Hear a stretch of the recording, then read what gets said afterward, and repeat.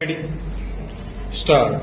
Sir, this bill tries to give capital punishment for food offences stop. My experience of the working of the rationing laws in my state has been that the majority of the people who are arrested and convicted for these offences are poor people who carry small quantities of grains from one place to another for their own living, and these people are put in prison and harassed. Stop.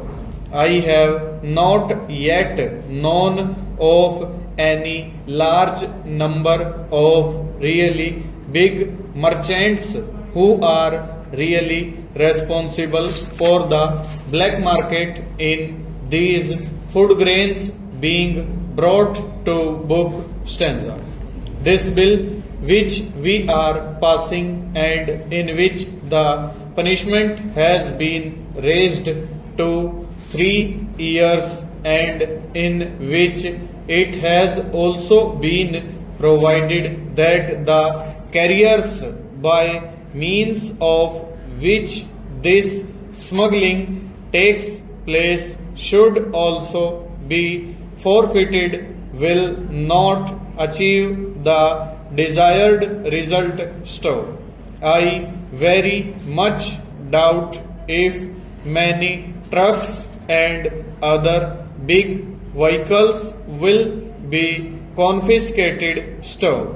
What will really happen is that many bullock carts of the Kisans will be confiscated and they will be harassed. Stop. That is my practical experience from the interior of the Gorakhpur district, where lies the border between UP and Bihar, and where I find many people carrying small quantities of grains for feeding their starving families. Stanza. Therefore, I am at a loss to know what to do, whether to support this bill or not. Stop. The purpose is laudable, but I know from experience that it will not stop black market because the source at which the black market begins is not affected by this bill. Stop.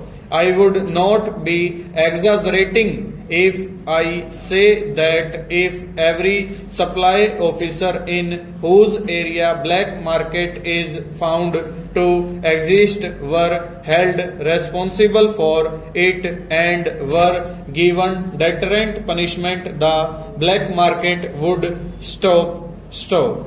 But by catching small people and giving them deterrent punishment, I do not think you will be really solving this problem. Stanza. I would have in fact suggested that nobody who is found carrying small amount of grains, say up to 20 kg for consumption, should be punished under this new law. Stop.